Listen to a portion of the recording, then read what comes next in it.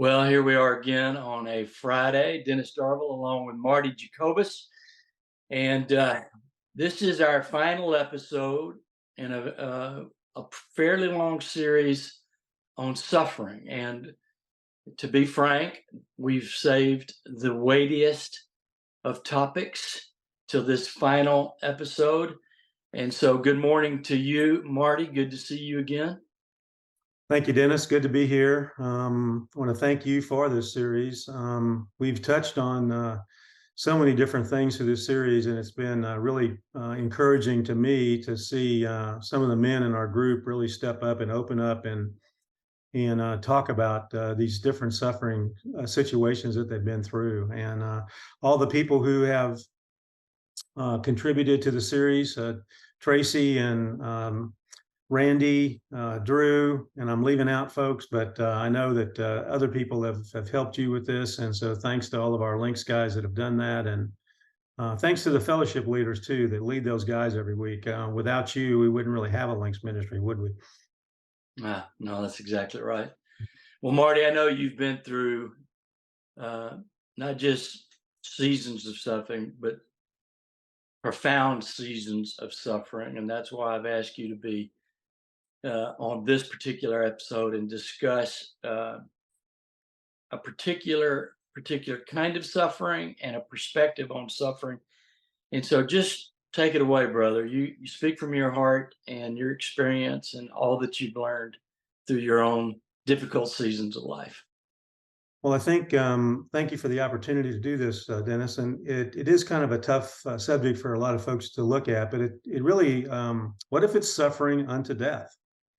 You know, we've touched on that a little bit in some of the past episodes, but I want to just zero in a little bit. Is what if you were involved with a suffering unto death for a loved one?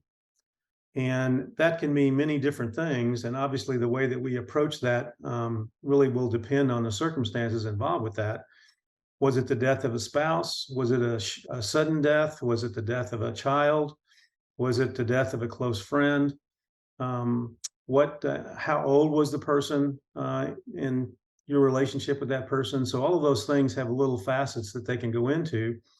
But this whole idea of suffering unto death, and can you really love God through suffering when it leads to death?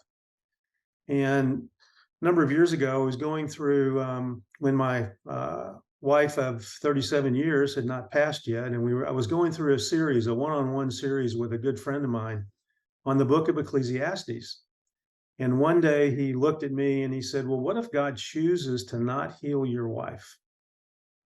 And of course, we kind of knew that because her diagnosis was a terminal diagnosis, but we were really sort of living our life on and on. She had colon cancer that metastasized in her liver. And so she had it was about a 3.5 year long goodbye, so to speak. And which is very different, as I said before, if someone dying quickly in a car wreck or some other tragedy happens in your life where the death is quick, or it's the death of a child. So I don't want to, say that this is the worst thing that can possibly ever happen to a person, but it certainly was for me. But when he asked me that question, I looked at him and I said, "Get behind me, Satan." Of course God is going to miraculously heal her. And I really got angry and mad and all kinds of different emotions that came up. But then after she did pass, and you go through the normal stages of grieving and those sort of things that people go through, denial, maybe a little bit of denial for a while, anger, those sort of things. I started to realize that I was looking to her for things that only God can fulfill. And that was a big wake up to me. And so I had to repent. I had to surrender. I had to ask God, well, what do you have next for me? How am I supposed to live out the rest of these days? You've heard the fact, or heard people say that, all you wanted to do is crawl in the hole and die, be buried with them. All of those sort of things that rush in and go back and forth from time to time. And then a couple of years later, I met my wife now of 11 years, Barbara. who had gone through a very similar situation. Her husband, she'd been married 32 years. Her husband died of pancreatic cancer. He died at home. Jenny died at home. So we had a lot of those particular things together. And a mutual pastor introduced us to each other. So, and the reason I even bring that up is everybody's story is a little bit different. And you, as a follower of Christ, need to discern how you can help these people that are going through those situations. We've all had these stories in our life. We've all been through different sorts of suffering. So when you come up against suffering, especially suffering when it turns into a death, or you know that there's going to be a death, or there has been a death, use that personal experience that you've had some way. And most of the time, when you get in those situations, the best thing to do, at least short term, is what Job's friends did, which is be quiet, just be there, be their friend. Because most of the time they're crying out. You know, we get the why question a lot. Well, why did this happen? Well, why did that happen? Well, how the mature believer over time, I think, realizes that that's not the question. The question is, what are you inviting me into here, Lord?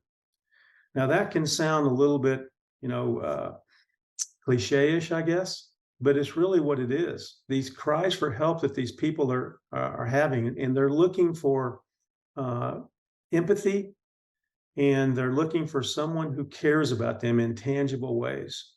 So we can all take our experiences and look at those things and move into those sort of situations where we can be of use, because we're never going to fully understand on this side of heaven the why question.